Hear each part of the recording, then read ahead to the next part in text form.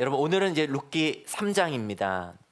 근데 이 룻기 3장은 설교자로서는 조금 곤혹스러운 그런 성경이에요. 왜냐하면은 우리가 이 룻기 3장을 읽다 보면은 야릇한 상상을 자꾸 하게 되거든요. 그래가지고 실제로 이 룻기 3장을 연구하고 또 해석하는 사람들에게는 사실은 조금 어렵게 느껴지는 그런 본문이기도 합니다. 19금 성경처럼 마치 읽혀지기도 하는 이 룻기 3장의 이야기를 오늘도 우리 드라마 바이블, 우리 공동체 성경 읽기 영상을 통해서 함께 같이 읽어보도록 하겠습니다. 룻기 3장을 함께 같이 보시죠. 제 3장. 룻의 시어머니 나오미가 그에게 이르되, 내 딸아, 내가 너를 위하여 안식할 곳을 구하여 너를 복되게 하여야 하지 않겠느냐. 내가 함께하던 하녀들을 둔 보아스는 우리의 친족이 아니냐. 보라, 그가 오늘 밤에 타작 마당에서 보리를 까불리라. 그런즉 너는 목욕하고 기름을 바르고 의복을 입고 타작 마당에 내려가서 그 사람이 먹고 마시기를 다 하기까지는 그에게 보이지 말고, 그가 누울 때 너는 그가 눕는 곳을 알았다가 들어가서 그의 발치 이불을 들고 거기 누우라. 그가 내 할 일을 내게 알게 하리라. 어머니의 말씀대로 내가 다 행하리이다. 하니라. 그가 다장마당으로 내려가서 시어머니의 명령대로 다 하니라. 보아스가 먹고 마시고 마음이 즐거워 가서 곡식단 더미의 끝에 눕는지라. 룻이 가만히 가서 그의 발치 이불을 들고 거기에 누웠더라. 밤중에 그가 놀라 몸을 돌이켜 본즉 한 여인이 자기 발치에 누워 있는지라. 이르되, 내가 누구냐? 나는 당신의 여종 루시오니 당신의 옷자락을 펴 당신의 여종을 덮으소서. 이는 당신이 기업을 물을 자가 됨이니이다. 내 딸아, 여호와께서 내게 복 주시기를 원하노라. 내가 가난하건 부하건 젊은 자를 따르지 아니하였으니 내가 베푼 인애가 처음보다 나중이 더하도다. 그리고 이제 내 딸아, 두려워하지 말라. 내가 내 말대로 내게 다 행하리라. 내가 현숙한 여자인 줄을 나의 성읍 백성이 다 아느니라. 참으로 나는 기업을 물을 자이나 기업 물을 자로서 나보다 더 가까운 사람이 있으니 이 밤에 여기서 머무르라. 아침에 그가 기업 물을 자의 책임을 내게 이행하려 하면 좋으니 그가 그 기업 물을 자의 책임을 행할 것이니라. 만일 그가 기업 물을 자의 책임을 내게 이행하기를 기뻐하지 아니하면 여호와께서 살아계심을 두고 맹세하노니 내가 기업 물을 자의 책임을 내게 이행하리라. 아침까지 누워 있을지니라 하는지라. 룻이 새벽까지 그의 발치에 누웠다가 사람이 서로 알아보기 어려울 때에 일어났으니 보아스가 말하기를, 여인이 타작마당에 들어온 것을 사람이 알지 못하여야 할 것이라. 내 겉옷을 가져다가 그것을 펴서 잡으라. 그것을 펴서 잡으니 보리를 6번 되어 룻에게 지워주고 성읍으로 들어가니라. 룻이 시어머니에게 가니, 내 딸아, 어떻게 되었느냐. 룻이 그 사람이 자기에게 행한 것을 다 알리고 이르되, 그가 내게 이 보리를 6번 되어주며 이르기를 빈손으로 내 시어머니에게 가지 말라 하더이다. 내 딸아, 이 사건이 어떻게 될지 알기까지 앉아있으라. 그 사람이 오늘 이 일을 성취하기 전에는 쉬지 아니하리라. 하니라.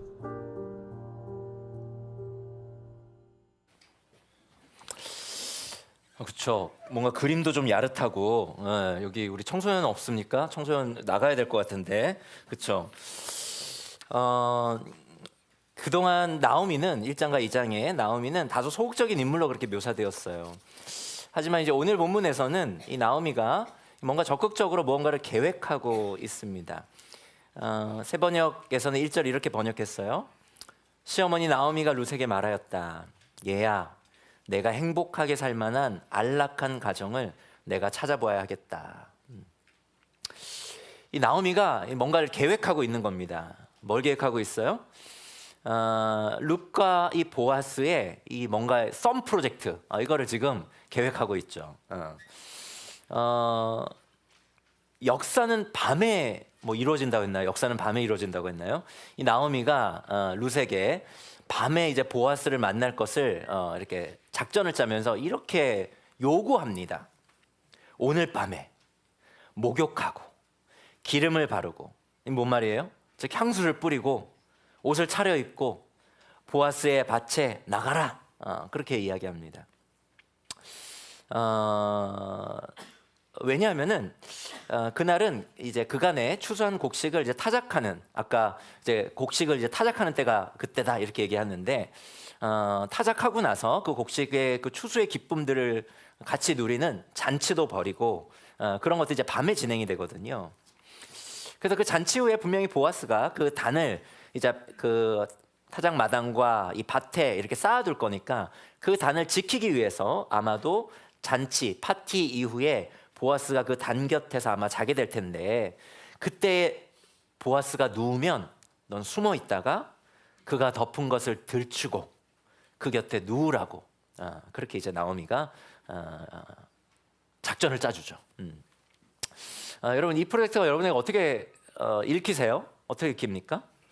상상해 보세요. 아무도 이렇게 보는 게 없고 잘 보이지 않는 밤에 웬 젊은 여인이 이 어떤 남자가 덮고 있는 이불에 들어와 가지고 저를 품어주세요 이렇게 얘기하면은 이게 도대체 뭐고 아니 성경은 룻기는 왜 이런 것들을 기록하고 있는지 무엇보다 나오미가 이것을 왜 룻에게 이렇게 작전을 짜주고 있는지 정말 룻기가 무슨 이 19금 성경인지 여러분 이게 굉장히 난해하지 않습니까? 여태가 잘 은혜롭다가 그래서 실제로 많은 성경학자들이 이 부분을 어떻게 해석해야 될지를 좀 난감해하고 해석이 갈립니다.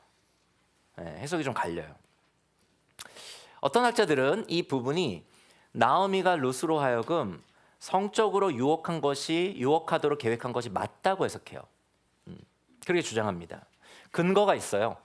그 근거는 4절에서 나오미가 룻에게 뭐라고 지시하냐면은 그의 발치부를 들고 거기 누우라 이렇게 지시하잖아요. 근데 이제 구약 성경에서는요 남성의 성기를 직설적으로 표현하기가 민망하기 때문에 또 어렵기 때문에 그걸 완곡해서 표현하는 기법이 있었는데 그게 뭐냐면 발, 하체라고 하는 단어로 남성의 성기를 완곡하게 표현하곤 했습니다. 그렇기 때문에 나오미가 이 남성의 성기를 직접적으로 표현하기가 어려웠기 때문에 그 완곡한 표현 기법을 사용해서 지금 룻에게 그렇게 얘기하는 거라고 그렇게 해석하는 거죠. 근데 저는 이 해석과 이 주장이 좀 무리가 있다 생각합니다. 왜냐하면 당시 타작 마당에는 보아스만 있었던 건 아니었을 거거든요. 밤이 어둡고 좀 사람들과 떨어져서 잠을 잤을 수는 있겠지만 그러나 거기에는 진짜 사람들이 왔다 갔다 할 수 있는 그러한 공개된 장소였고 그리고 보아스만 있는 것이 아니었기 때문에 지금 나오미가 무리하게 룻으로 하여금 어떤 성적인 유혹을 행해서 성적 행위까지 이어지도록 그렇게 그런 것을 계획하는 것으로 보기에는 조금 무리가 있지 않나 이런 생각합니다. 이제 그러면 이제 저한테 이렇게 반론하실 수 있어요. 아니 그러면 왜 괜히 밤에 이렇게 프로젝트를 짜가지고 그리고 이렇게 구약에 이렇게 남성의 성기를 이렇게 은밀하게 표현하는 이런 표현들 이렇게 사용하면서 이렇게 밤에 이렇게 작전을 짭니까? 아니 낮에 하면 되잖아요. 낮에 아무도 저 의심하지 않게 이렇게 반론을 제기하는 분들이 있을 수 있는데 이 프로젝트가 밤에 진행될 수밖에 없는 이유가 있습니다. 왜냐하면 팔레스타인의 타작이라고 하는 노동은 낮에 행하지 않기 때문에 그래요. 팔레스타인 지역의 기후는 낮에 노동하기가 쉽지가 않습니다. 오늘날들도 뭐 건물을 짓거나 이렇게 여름에 특별히 이렇게 노동하는 분들 보면은 가능한 해가 뜨기 전에 새벽에 또는 아침에 일을 하시고 쨍쨍 내리쬐는 그 태양 아래에서는 일을 좀 잠시 멈췄다가 해가 뉘엿뉘엿지면 다시 노동을 하잖아요. 마찬가지입니다. 당시의 타작 행위는요. 태양이 워낙 강렬한 이 팔레스타인 지역이었기 때문에 낮에 행하지 않고 해가 진 저녁에 행했다고 해요. 무엇보다도 타작기라는 게 뭐예요? 이제 쭉정이를 알곡과 구별하는 거잖아요. 그러면은 오늘날에는 이제 기계를 사용해서 전기를 사용해서 이 타작 행위들이 이루어지지만 작업들이 이루어지지만 당시에는 기계로 하는 것이 아니었기 때문에 3000년 전 고대 사회였기 때문에 바람이 필요했습니다. 바람이 없으면 이게 제대로 되지 않아요. 그러니까 바람이 불면 쭉정이는 멀리 날아가고 알곡이 가까이 떨어지기 때문에 바람이 불 때 그 일을 해야 했습니다. 근데 당시에 그 이제 이스라엘 이 지역에서 바람은 언제 부냐면 저녁에 불었어요. 저녁이 되면 이 지중해로부터 해풍이 이제 서쪽으로부터 이제 불어오는데 그런 기후적인 환경 때문에 여러 가지 기후적인 환경 때문에 당시에 타작은 저녁에 행해졌던 일이었습니다. 그렇기 때문에 당연히 나오미가 밤에 이 작전을 짜는 거는 그 타작의 시기와 연관이 있는 거예요. 그리고요 결정적으로 제가 이것을 나오미가 지금 룻으로 하여금 보아스를 성적으로 유혹해서 성적 행위까지 가게 하도록 작전을 짜고 있다라고 제가 그렇게 해석하기가 좀 어렵다고 보는 이유는 3절에 나오미가 룻에게 요청하는 그 부분 때문입니다. 아까도 그 공동체 그 성경 읽기 영상에서도 그 나오미의 그 목욕하는 그림자가 이렇게 나와가지고 뭔가 좀 야릇하잖아요. 그런데 나오미가 룻에게 요청하는 목욕하고 기름을 바르고 의복을 이루라고 하는 이 요청은 룻으로 하여금 보아스에게 성적으로 매력적으로 보이도록 풀 메이크업 해라 이런 요청이 아니라 그보다는 다른 의미를 가질 가능성이 높다는 거예요. 왜냐하면 나오미가 지금 룻에게 요청하는 이 요구가 정확히 똑같이 나온 그 행위를 똑같이 묘사하는 또 다른 구약 성경이 있기 때문에 그렇습니다. 제가 여러분 그 설교 안에 표로도 비교해 드렸는데 그것은 사무엘하 12장 20절에 나오는 구절이에요. 제가 한번 읽어볼까요? 그러나 다윗은 신하들이 서로 수군거리는 것을 보고서 아이가 죽은 줄 짐작하고 신하들에게 아이가 죽었느냐 하고 물었다. 신하들이 대답했다. 돌아가셨습니다. 그러자 다윗은 땅바닥에서 일어나서 목욕을 하고 몸에 기름을 바르고 옷을 갈아입은 뒤에 성전으로 들어가서 주님께 경배하였다. 제가 방금 읽은 이 사무엘하 12장 20절의 이 구절은 지금 나오미가 룻에게 요구한 행위와 똑같죠. 근데 이 구절은 다윗이 아들을 낳았습니다. 근데 그 아들은 어떤 아들이었냐면은 유부녀였던 우리아의 아내인 밧세바를 자신의 권력으로 취하고 그리고 그와 성관계까지 맺어서 간음죄를 범하게 돼요. 그래서 그 둘 사이에 아들이 태어나게 되는데 하나님의 심판으로 그 아들이 태어나자마자 심하게 앓습니다. 그래서 다윗이 이 아이를 어떻게든 살려보려고 모든 걸 다 했겠죠. 왕으로서. 그리고 하나님께도 간절히 매달려요. 그러니까 밤을 새워 기도했다고 기록돼 있고요, 성경에. 맨땅에 누워서 침대에도 안 눕고 맨땅에 누워서 기도하다가 잠들었다고 그렇게 성경에 기록하고 있습니다. 음식도 거부했고요. 오직 기도에만 매달렸어요. 근데 결국 이 다윗의 아들이 죽게 됩니다. 그리고 나서 다윗이 하나님 앞에 예배하기 전에 했던 행위가 이 세 가지 행위였어요. 목욕을 하고 몸에 기름을 바르고 옷을 갈아입은 행위였습니다. 그러니까 즉 이 행위는 누군가를 유혹할 때 한 행위였어요? 아니에요.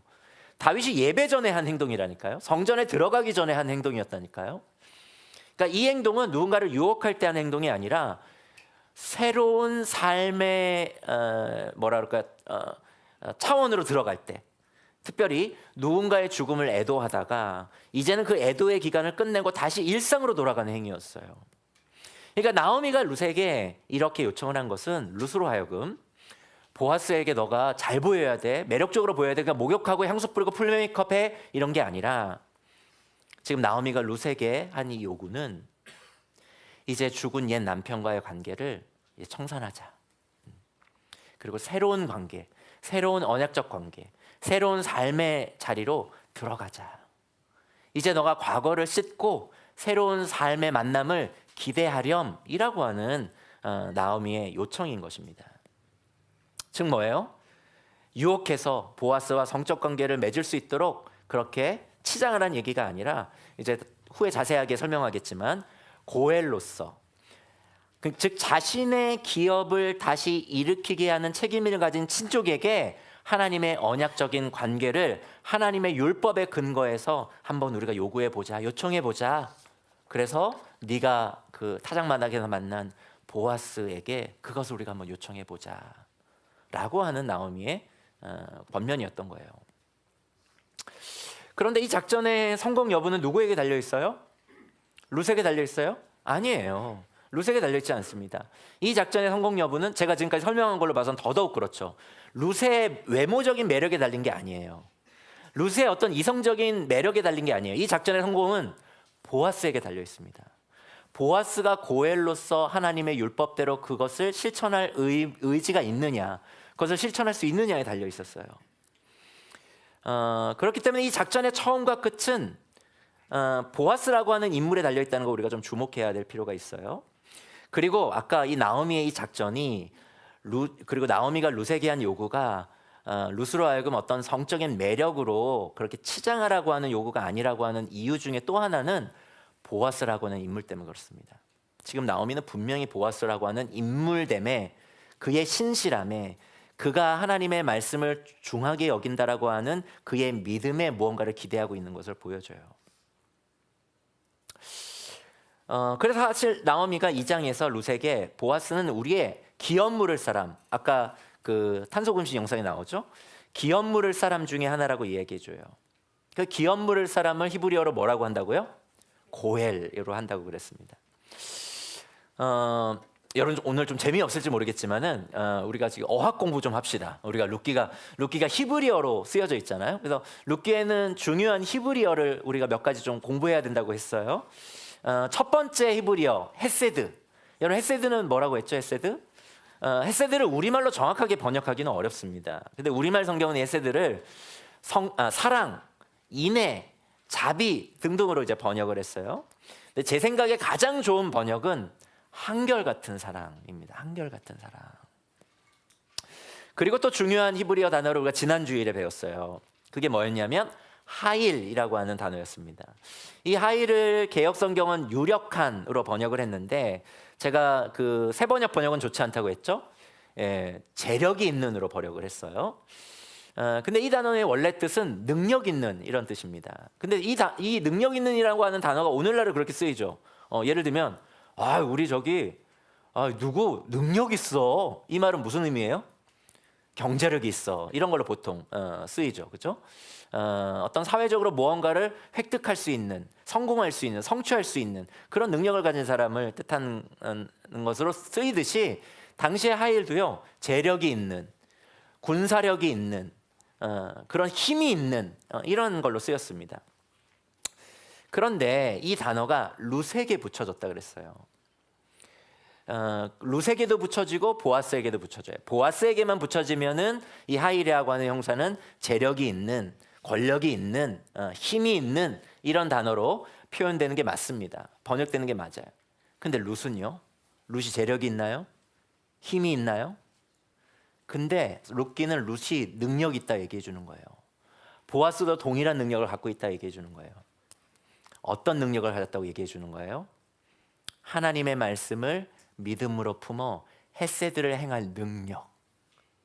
그러니까 하일의 사람, 유력한 자라고 하는 룻기의 정의는 뭐냐면 우리 다음 페이지에 보여주시면 하나님의 말씀을 믿음으로 품어 헤세드를 행할 수 있는 다음 페이지로 좀 보여주겠어요?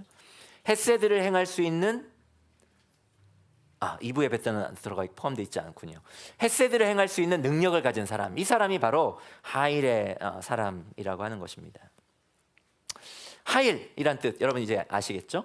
그리고 이제 중요한 세 번째 히브리어가 고엘입니다. 고엘. 오늘 이제 3장에서 중요한 히브리어예요. 이 고엘은 기업 물을 자, 그리고 구원자로도 번역되는 그런 히브리어입니다. 이 고엘이 하나님의 율법에서 이렇게 명령되는 어떤 책임들이 있어요. 고엘에게. 그게 뭐냐면 하나님의 율법에서는 이 고엘에게 어떤 책임을 의무적으로 명하고 있냐면 친족의 땅이 팔렸을 때, 예를 들면 지금 나오미 같은 경우죠. 자기 엘리멜렉이 가진 땅이 있었을 거예요. 근데 기근이 있었으니까 분명히 그 땅을 팔고 아마 모압 땅으로 갔을 겁니다.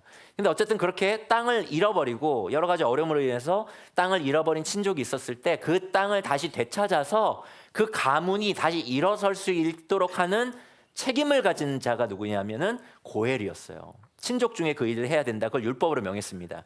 그것이 율법이 명하는 당시의 고대 사회의 사회 보장 제도였어요. 하나님의 백성들의 사회 보장 제도였습니다. 그리고 이 고엘이 또 예를 들면 그리고 또 고엘의 또 다른 책임은 친족 중에 누가 그래서 땅을 팔아요. 땅을 팔았을 뿐만 아니라 나오미가 땅을 팔았죠. 그러다가 더 어려워져서 자기 이제 몸을 팔아요. 누군가의 종이 되고 노예가 돼요. 그럼 평생을 노예와 종으로 살아야 되잖아요. 근데 그렇게 사회적으로 몰락하지 않도록 친족 중에 그 몸값을 누군가가 지불해 줄 수 있는 친족이 있다면 그 친족은 고엘로서 하나님께서 그에게 명령하셨습니다. 너가 고엘이면 그가 종으로 팔려가지 않도록 그의 몸값을 지불해 줘야 돼. 그게 나를 믿는 자의 마땅한 바야 라고 하나님의 율법으로 고엘에게 그 책임을 명령했어요. 그리고 친족 가운데 누군가 억울하게 죽었다면 그 복수의 의무를 행해야 되는 사람도 또한 고엘이었습니다. 그리고 그 고엘은 형제 중에 아들이 없이 죽은 그런 사람이 있다라고 한다면, 그런 과부가 있다라고 한다면 형제 대신에 아들을 낳을 수 있도록 해야 하는 의무까지도 같이 행해지도록 그렇게 율법이 그렇게 가르쳤어요. 그러니까 이 고엘 제도는 뭐예요? 이게 룻과 나오미 같은 사람들이 다시 삶을 회복할 수 있는 하나님께서 명령하신 사회 보장 제도였어요. 근데 여러분께 한번 물어볼게요. 이 사회 보장 제도가 잘 지켜졌을까요? 우리나라의 그 위정자들이 정말 하기 어려워하는 여러 가지 잘 안 되는 그런 정책이 하나 있죠. 그게 뭐죠? 부동산 정책입니다. 부동산. 집값 잡기가 쉽지 않아요. 교육 문제 해결하기 쉽지 않고 부동산 문제 해결하기 쉽지 않습니다. 그러니까 이번에도 이재명 정부가 강하게 지금 다주택자들이 집을 내놓을 수 있도록 여러 가지 정책을 펼치잖아요. 이게 성공할까요? 실패할까요? 잘 모르겠어요. 근데 지금 다주택자들 가운데서 많은 분들은 버티자. 문재인 정부 때 했던 것처럼 버티자. 버티면 산다. 부동산은 실패하지 않아. 왜 그렇습니까? 인간의 욕망이 가장 결부되어 있는 게 이 땅과 이제 부동산이기 때문에 그렇죠.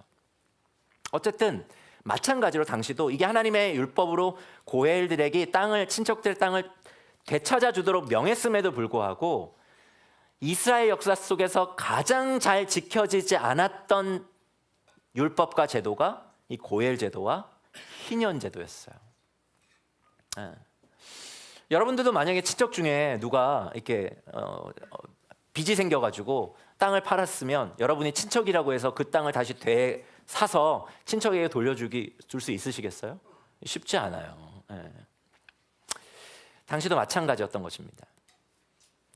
룻과 나오미가 기대할 거는 이 고엘 제도였는데 이 고엘 제도는 이스라엘 역사 속에서 별로 지켜진 예도 없고 특히 지금은 사사시대잖아요.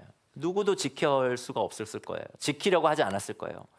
그걸 나오미가 너무나 잘 알았을 거예요. 그런데 이 룻과 나오미가 누구를 만난 거예요? 보아스를 만난 겁니다. 가난한 자를 위하여 이삭을 줍게 하는, 율법이 명하는 수준, 이삭을 줍게 하는 것을 넘어서서 이삭을 흘리도록 자신의 종들에게 명령한 사람을 만난 거예요.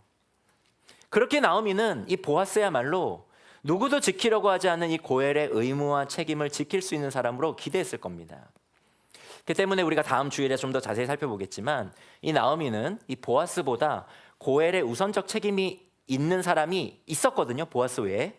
그럼에도 불구하고 룻을 보아스에게 보내요. 보아스보다 먼저 고엘의 책임 있는 사람에게 보내지 않고 이 룻을 보아스에게 보낸 이유가 바로 그 때문입니다. 여러분 이제 아시겠어요? 룻기는 성경의 환승연애가 아닙니다. 아시겠어요? 룻기는 성경의 솔로지옥이 아니에요. 여러분들이 룻기를 쭉 공부해 보면 그렇구나. 룻기는 룻과 이 보아스의 만남을 정말 특별하게 다루고 있구나. 단순히 선남선녀, 이 남녀의 로맨스가 싹트는 그런 만남 그 차원으로 재미난 연애 이야기를 룻기가 이렇게 기록하고 있는 것이 아니라 이 룻과 보아스의 만남을 룻기가 특별하게 다루고 있구나. 하나님의 말씀을 떠나서 깨어진 세상의 한복판에서 하나님 나라를 움트게 하시려는 하나님 나라의 프로젝트로 이 룻과 보아스의 만남을 기록하고 있구나. 이거는 룻이 보아스를 만나 건넨 이 말을 통해서도 우리가 확인할 수 있습니다. 룻이 보아스를 만나고 이제 그 밭에서 보아스가 이제 룻을 발견하니까 대화가 시작되죠. 그 부분 한번 읽어볼까요? 우리 룻기 3장 9절을 제가 한번 읽어볼게요. 먼저 제가 읽겠습니다. 이르되 내가 누구냐 하니 대답하되 나는 당신의 여종 룻이오니 당신의 카나프를 펴 당신의 옷자락을 펴 당신의 여종을 덮으소서. 이는 당신이 고엘이 됨이니이다. 기업을 물을 자가 됨이니이다 하니. 이렇게 기록되어 있어요. 여기서 옷자락이라고 번역된 이 카나프라고 하는 이 단어는 날개로도 번역될 수 있는 단어인데, 이 단어가 정확히 2장 12절에서 보아스가 룻을 처음 만났을 때 보아스가 룻에게 축복의 말을 건네거든요. 그때 사용된 단어입니다. 이번엔 여러분들이 한번 읽어주시겠어요? 여러분 설교환과 화면을 보시면서 룻기 2장 12절을 같이 읽어보겠습니다. 읽겠습니다. 시작. 내가 행한 일에 보답하시기를 원하며 이스라엘의 하나님 여호와께서 그의 날개 아래에 보호를 받으러 온 내게 온전한 상 주시기를 원하노라 하는지라. 이 단어를 그대로 지금 룻이 가져와서 쓰고 있는 거예요. 보아스가 룻을 축복한 그 단어를 룻이 그대로 가지고 와서 당신의 날개로 절 덮어주십시오 이렇게 얘기하고 있는 겁니다. 근데 이 단어가요 에스겔 16장 8절에서 동일하게 사용돼요. 근데 이 단어가 어떻게 사용되냐면 하나님께서 당신의 백성들과 언약을 맺었던 그 순간을 하나님이 상기하실 때 상기하면서 했던 말씀이었어요. 우리 한번 읽어볼까요? 당연히 이 말씀에는 어떤 성적인 함의가 없어요. 한번 다시 읽어보죠. 에스겔 16장 8절입니다. 같이 읽겠습니다. 시작. 그때 내가 내 곁으로 지나가다가 너를 보니 너는 한창 사랑스러운 때였다. 그래서 내가 내 몸 위에 나의 겉옷자락을 펴서 내 벗은 몸을 가리고 너에게 맹세하고 너와 언약을 맺어서 너는 나의 사람이 되었다. 나 주 하나님의 말이다. 다시 강조하지만 지금 룻은요 보아스를 지금 성적으로 유혹하고자 하는 게 아니에요. 하나님께서 그의 날개로 이스라엘 백성들의 수치와 상처를 그의 날개로 덮어주었던 것처럼, 그리고 하나님이 당신의 말씀의 그 약속대로 이스라엘 백성들을 당신의 날개로 보듬으셔서 그들을 구원하시고 당신의 백성으로 삼으셨던 것처럼 보아스 당신도 그러라는 것입니다. 그녀는 지금 보아스로 하여금 하나님의 말씀을, 하나님께서 당신의 말씀을 신실하게 지키는 것처럼 보아스 당신도 하나님의 말씀을 신실하게 지키십시오. 어떻게? 고엘이라고 하는 하나님의 명령된 이 율법을 지킴으로 인해서 그 말씀을 지키라고 지금 룻은 이 날개라고 하는 단어를 특별하게 사용하고 있는 거예요. 어쨌든 룻의 이 당돌한 요구에 보아스는 어떻게 반응합니까? 11절과 13절을 보면은 보아스는 룻에게 약속해요. 내가 너의 말대로 다 행하리라. 그렇게 약속합니다. 보아스는 나오미와 룻의 기대대로 하나님의 말씀에 명령된 고엘의 책임을 다할 것을 룻에게 약속합니다. 저는 이때 룻이 눈물이 핑 돌았을 것 같아요. 사랑하는 여러분, 이처럼 룻기는요, 이처럼 보아스가 룻과 나오미를 책임지는 것, 이건 단순히 룻과 보아스의 결혼 문제, 남녀의 로맨스 차원의 이야기가 아니라는 것을 이제 좀 보이세요?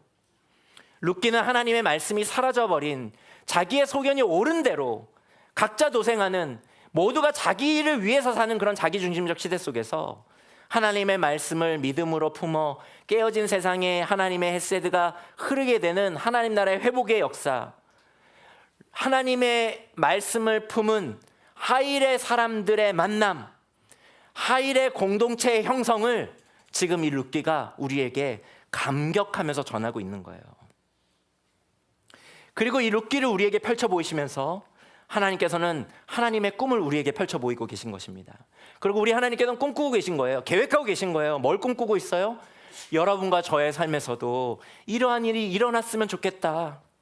저에게 룻기를 펼쳐주시면서 지희라, 이것은 룻의 이야기, 보아스의 이야기만이 아니라 지일이 너의 이야기가 되기를 내가 꿈꾸고 있어. 너와 별내 선물 가정교회 이야기가 되기를 내가 꿈꾸고 있어. 너와 나들목 동행교회 이야기가 되기를 내가 꿈꾸고 있어.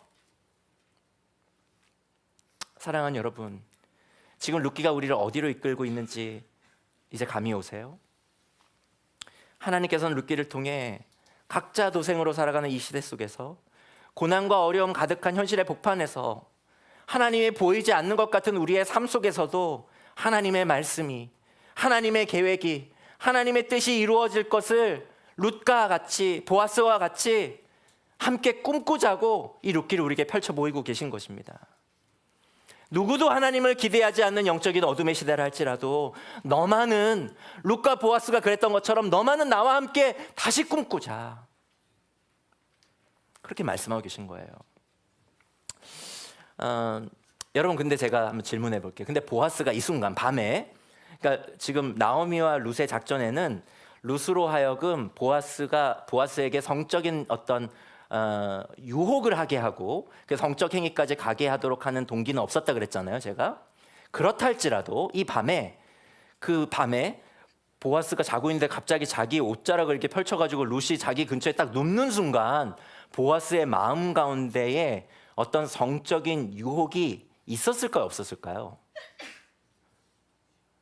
재채기를 여러분의 답으로 대신하도록 하겠습니다.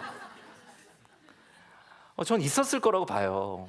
순간에 어떤 그 여인을, 밤에 어떤 여인이 자기의 곁에 자기가 자기 이불을 들쳐가지고 거기에 눕는데, 그리고 보아스는 아마 나이가 좀 어느 정도 많았을 가능성이 높고 룻은 훨씬 더 젊었을 가능성이 높거든요.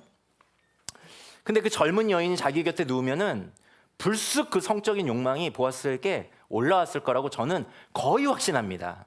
거의 확신해요. 그걸 우리가 애써 그것까지 막 포장할 필요는 없어요. 그걸 애써 외면할 필요 없습니다. 왜냐하면 성적 욕망은 악한 거예요? 아니에요.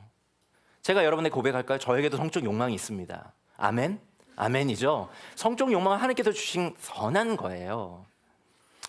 보아스가 그 성적 욕망을 분명히 전 가졌을 거라 확신합니다. 근데 보세요. 보아스는 그 욕망이 자기를 장악하도록 허락하진 않아요. 그 욕망이 그 순간 자기를 이끌도록 허락하진 않는다고요. 보아스는 자신의 마음에서 솟구치는 그 욕망에 잠식되지 않습니다. 그 욕망을 지금 보아스는 하나님의 말씀 아래에 둬요. 보아스가 룻을 어떻게 대하는지 보세요. 보아스는요, 룻을 하나님께서 보아스 자신을 대했듯이 보아스는 룻을 대합니다. 많은 당시의 유대 남자들처럼 16번째 단계, 가장 겁탈해도 아무도 뭐라고 하지 않는 이방 젊은 여인을 자신의 욕망의 대상으로, 많은 유대 남자가 그랬던 것처럼 자신의 욕망의 대상으로 그 룻을 대하지 않아요. 그리고 그녀와의 관계를 약속과 신실함으로 엮습니다. 무책임한 성관계가 아니라 고엘로서의 책임을 지겠다고 약속하면서 그녀를 안심시켜요. 여러분, 보아스의 이 존재가 어디에서 무엇의 지배를 받고 있는지 보이세요? 그의 존재와 삶이 하나님의 말씀으로 다스려지고 있는 게 여러분 보이세요? 갈라디아서에 보면은 성령의 9가지 열매가 쭉 열거됩니다. 놀랍게도요, 그 열매는 사랑으로 시작해서 절제로 끝나요. 사랑은 반드시 절제와 함께 가야 됩니다. 연인 간의 사랑도 그렇고요, 자녀를 향한 사랑도 마찬가지예요. 뜨거운 열정적인 사랑으로만 아이들 사랑하면 망칩니다. 심지어 하나님 나라와 교회를 위한 사랑도 마찬가지예요. 우리의 열정적인 애정과 열정과 사랑으로만 교회를 섬기면 안 돼요. 그러면 자꾸 문제가 생깁니다. 그 모든 것은 하나님의 말씀 아래에 제어되어야 됩니다. 그 위치를 찾아야 돼요. 사랑은 하나님의 말씀 아래에서 제어되고 절제되어야 됩니다. 그래야 사랑이 온전해져요. 여러분, 우리가 왜 탄소 금식합니까? 하나님의 말씀을 품은 하일의 사람들이 우리이기 때문에 그래요. 세상은 마음대로 살아요. 세상 사람들은 자기 마음대로 삽니다. 이기적 욕망대로 살아요. 편한 대로 살아요. 그런데 우리는요, 하나님의 말씀을 받은 사람들이에요. 하나님의 말씀을 믿음으로 품고 이 세상을 헷세대로 회복하도록 부름받은 사람들이 우리이기 때문에 우리는 우리 마음대로 살지 않기로 결정한 거죠. 그렇기 때문에 우리는 하나님의 말씀에 비춰서 우리의 소비를 성찰해 보는 겁니다. 계절 때마다 돈이 있다고 해서 옷을 사 입는 것이 맞아? 편리하다고 일회용품을 이렇게 그냥 이게 싸고 편리하니까 일회용품 이렇게 마음대로 하는 게 맞아? 사람들 다 그렇게 사는데 뭐. 근데 우리는 마음대로, 편리대로, 욕망대로 사는 사람이 아니라 하나님의 말씀에 지배를 받는 사람이기 때문에 우리가 탄소금식 해보는 거예요. 우리 그래서 번역팀이 능력주의와 불평등이 나온 책을 함께 읽어보자고 하는 겁니다. 구조적으로 부가 양극화가 심해요. 그렇기 때문에 이제는 교육의 기회마저 불평등해졌습니다. 예전에는요, 개천에서 욕났어요. 예전에는 도봉구에서도 좋은 대학에 많이 갔습니다. 오늘날은요, 어려워요. 대부분 소위 인류대라고 하는데 애들 보면 대부분 재력가 집안의 아들들이고 딸들이고 강남 8학군에 사는 사람들입니다. 제가 그 대학을 갈 때보다 훨씬 더 양극화가 심해졌어요. 이러한 현실 속에서 자신의 능력 때문에 사람들은 성공했다고 얘기해요. 자신의 능력 때문에 자기가 이 위치에 올랐다고 확신해요. 근데 질문해 보자는 거예요. 그게 정말 그들의 능력 때문인지 아니면 사회 구조학 때문인지. 그래서 능력과 성과대로 줄 세우는 이 사회적 분위기가 맞는 것인지 질문해 보자는 거예요. 거기에 순응해 사는 것이 우리의 삶이 아닐 수도 있다라고 우리가 질문해 보자는 거예요. 왜 우리가 이런 질문 던지는 거예요? 하나님의 말씀을 받은 사람들이기 때문에, 우리의 삶의 기준은 하나님의 말씀이기 때문에, 많은 사람들이 그렇게 사는 방식이 우리의 기준과 권위가 되는 것이 아니기 때문에 그렇죠. 룻기는 이러한 우리의 분투에, 이러한 우리의 작은 몸짓을 격려합니다. 하나님의 말씀이 우리의 현실의 복판에서도 이루어지고 있음을, 아니 이루어져야 함을 룻기는 우리에게 도전하고 있고 말씀하고 있는 거죠. 사랑하는 여러분, 여러분이 이 시대의 하일이 되셔야 돼요. 하일의 사람들이 되셔야 합니다. 여러분이 저와 여러분들이 이 시대의 룻과 보아스가 되어야 돼요. 그래서 하나님께서 우리에게 지금 이 순간 룻기를 펼쳐주시는 겁니다.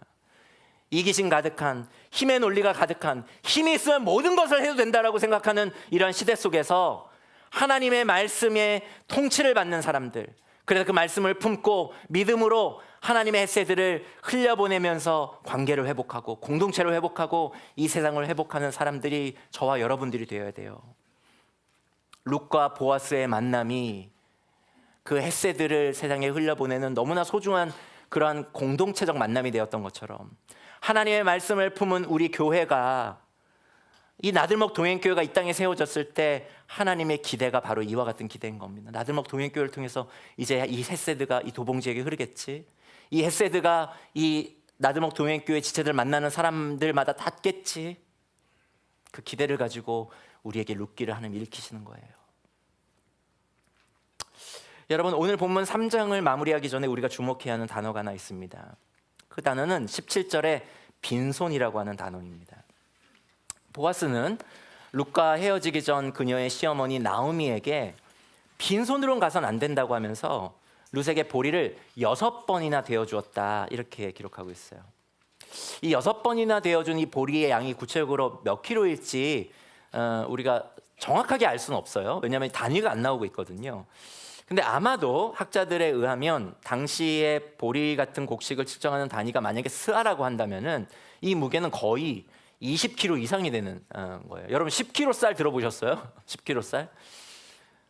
그게 뭐예요? 여인이 가져갈 수 있는 최대의 곡식을 지금 보아스가 룻에게 준 거예요. 왜 줬어요? 왜 줬어요? 누구의 빈손을 채우기 위해서요? 룻이 아니에요. 나오미의 빈손을 채우기 위해서요. 근데 여러분 1장 기억하십니까? 1장에서 나오미가 모압에서 베들레헴에 도착하자마자 한 말을 룻기가 우리에게 기록하여 전하고 있어요. 그걸 제가 한번 읽어볼게요. 나는 가득 찬 채로 이곳을 떠났습니다. 그러나 주님께서는 나를 텅 비어서 돌아오게 하셨습니다. 주님께서 나를 치시고 전능하신 분께서 나를 불행하게 하셨는데 이제 나를 나오미라고 부를 까닭이 어디에 있겠습니까? 나오미가 오해하고 있죠. 우리 잘 아는 것처럼 자신의 고통의 이유를 하나님의 심판 때문이라고 잘못 해석하고 있어요. 하나님을 어쩌면 원망 섞이게 그렇게 울부짖고 있죠. 그리고 스스로를 괴롭히고 있습니다. 왜요? 이게 왜 어떻게 일어난 일이에요? 왜 이렇게 나오미가 이렇게 비참해진 거예요? 그의 빈손 때문에. 그래서 자기를 자책하고 하나님을 원망하고 있잖아요. 그런데 보아스가 이 나오미의 빈손을 채워주고 있는 거예요. 나오미의 하나님을 향한 원망을 씻어주고 있는 거예요. 자신을 향한 죄책감을 치유해주고 있는 거예요. 지금 보아스는 하나님의 셋으로 이 나오미를 치유하고 있는 겁니다. 언젠가 자신을 너무나 힘들게 한 누군가를 용서하고 사랑하는 것이 너무나 힘들어서 제게 한 분이 상담을 요청하셨어요. 상담을 진행하다가 그분이 이렇게 물으시는 거예요. 목사님, 제가 정말 이렇게까지 해야 합니까?